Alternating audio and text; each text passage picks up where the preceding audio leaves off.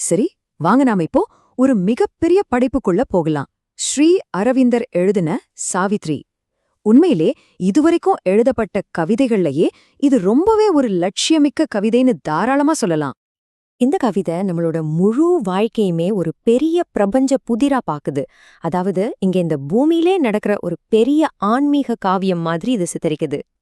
இந்த பிரம்மாண்டமான படைப்பை நாம எப்படி புரிஞ்சுக்க போறோம்னா, இதோட நாயகி ஒரு பயணம் போறாங்க. அவங்க கூடவே போய் இந்த பிரபஞ்சத்தோட கட்டமைப்பையே நாம ஆராய போறோம்.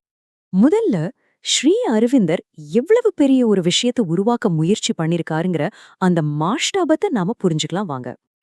அதாவது இது ஒரு சாதாரண புராண கதையை எடுத்துக்கிட்டு அதை நம்ம ஆன்மீக பாதையோட ஒரு குறியீட்டு வரைபடமா மாத்துது. இப்ப இந்த நம்பரை பாருங்க, 24,000 வரிகள். யோசிச்சு பாருங்க, எவ்வளவு பெரிய படைப்பு இது. ஒரு சுவாரஸ்யமான விஷயம் என்னன்னா, ஸ்ரீ அரவிந்தர் அவரோட வாழ்க்கையோட கடைசி சில 10 ஆண்டுகளை முழுசா இந்த ஒரு படைப்புக்காக தான் அர்ப்பணிச்சார். இதுதான் அவரோட மிக முக்கியமான இலக்கிய படைப்பாவும் மாறுச்சு. சரி, இப்போ இந்த கதை நடக்கிற அந்த பிரபஞ்ச மேடைக்கு போவோம். இது எப்படி ஒரு நம்ப முடியாத அளவுக்கு ஆழமான ஒரு உலகத்தை உருவாக்குதுன்னு பார்க்கலாம் வாங்க. இந்த கவிதை பிரம்மஞ்சத்தை ஒரு உலக படிக்கட்டு மாதிரி காட்டுது. இன்னும் சிம்பிளா சொல்லணும்னா, நம்ம ஆழ்மனசோட ஆழமான இருட்டுல இருந்து படிப்படியா ஒரு தெய்வீக ஒளிய நோக்கி ஏறி போற ஒரு ஏணி மாதிரி. அப்போ இங்க நாம கவனிக்க வேண்டிய முக்கியமான விஷயம் என்னன்னா, எல்லாமே ஒரு பெரிய தூக்க நிலையிலிருந்து தான் தொடங்குது. அது பார்க்க ஒரு வெற்றிட மாதிரி இருந்தாலும் எல்லாத்துக்குமான சக்தியும் அதுக்குள்ள ஒளிஞ்சிருக்கு. இந்த ஒரு ஒப்பீடு கவிதையோட மைய இயக்கத்தை ரொம்ப அழகா விளக்குது. இருட்டுல இருந்து ஆரம்பிச்சு மெதுவா இந்த பிரபஞ்சம் பரிணாம வளர்ச்சி அடைஞ்சு கடைசியில எல்லாம் தெரிஞ்ச ஒரு ஒளிய நோக்கி எப்படி போகுதுன்னு இது காட்டுது.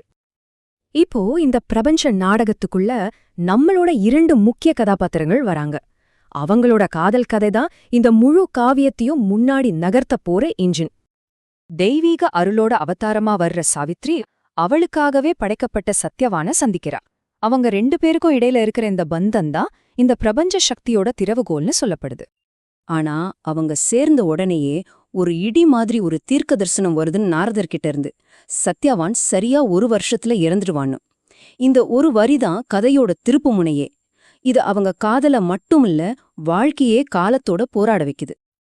ஆனா நாரதர் ஒரு விஷயத்த தெளிவுபடுத்துறார். இந்த மரணம்ங்கிறது ஏதோ தற்செயலா நடக்கிற சோகம் இல்ல, இது ஒரு ரகசியமான தெய்வீக திட்டத்தோட ஒரு முக்கியமான அங்கம்னு சொல்றார். அப்படியே 1 வருஷம் வேகமா போயிடுது. விதி சொன்ன மாதிரியே சத்யவானும் இறந்து போறான். ஆனா சாவித்ரி அங்கே அழுதுட்டு நிக்கல. இல்ல, அவ ஒரு படி மேல போய் சத்யவானோட ஆன்மாவை பின்தொடர்ந்து மரண தேவன, அதாவது யமனையே நேருக்கு நேரா சந்திக்கிறா. யமன் தன்னோட வாதத்தை வைக்கிறான். மனுஷ வாழ்க்கைங்கிறது ரொம்ப தற்காலிகமானது, அர்த்தமில்லாதது. உங்களோட இந்த சின்ன சின்ன காதெல்லாம் நித்தியமான மரணத்துக்கு முன்னாடி ஒரு தூசு மாதிரிதான்னு சொல்றான். ஆனா சாவித்ரி இந்த யதார்த்தத்தை ஒத்துக்கல. அவ மரணத்துக்கு முன்னாடி ஒரு பாதிக்கப்பட்டவளா நிக்கல. தன்னோட தெய்வீக சக்திய முழுசா உணர்ந்த ஒரு அழியாத ஆன்மாவா நிமிர்ந்து நிக்கிறா. இத கேட்டதும் யமன் அவளோட நம்பிக்கைய கேலி பண்றான். இந்த பூமிங்கிறது வலியும் பொய்யும் நிறைஞ்ச ஒரு இடம். இங்க தெய்வீகத்தை நிலைநாட்ட முடியுமான நக்கலா கேக்குறான். ஆனா சாவித்ரியோட வாதம் அவளோட காதலுக்காக மட்டும் இல்ல. அவ என்ன சொல்றானா, அன்புங்கிற அந்த ஒரு உணர்வுதான் இந்த மண்ணில இருக்கிற மனுஷனையும் விண்ணில் இருக்கிற கடவுளையும் இணைக்கிற ஒரு புனிதமான சக்தி அப்படின்னு வாதிடுறா. இப்போ இதுதான் இந்த கவிதையோட மையத்துல இருக்கிற மிக முக்கியமான கேள்வி. நிஜமாவே முடியுமா? சாவித்ரியோட வெற்றிதான் இந்த கவிதையோட உச்சகட்டம்.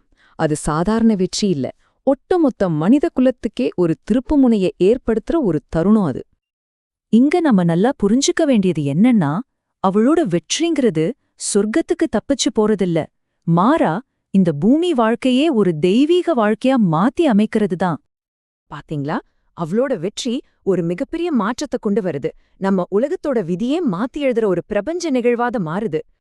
அதாவது நம்மளோட இலக்கு இந்த வாழ்க்கைய நிராகரிச்சுட்டு போறதில்ல, ஆனா இந்த வாழ்க்கையிலேயே ஒரு உயர்ந்த உண்மைய கலந்து இது ஒரு முழுமையான வாழ்க்கையா மாத்துறதுதான். அதனால இந்த காவியம் ஒரு முடிவோட முடியல, அது ஒரு வாக்குறுதியோட முடியுது. இந்த உலகத்துக்காக ஒரு புதிய தெய்வீக விழிப்புணர்வு பிறக்கப் போகுதுங்கிற வாக்குறுதி. சரி, அந்த விடியல் எப்படி இருக்கும்? அந்த கேள்வியோட நம்மள யோசிக்க வைக்கிறது.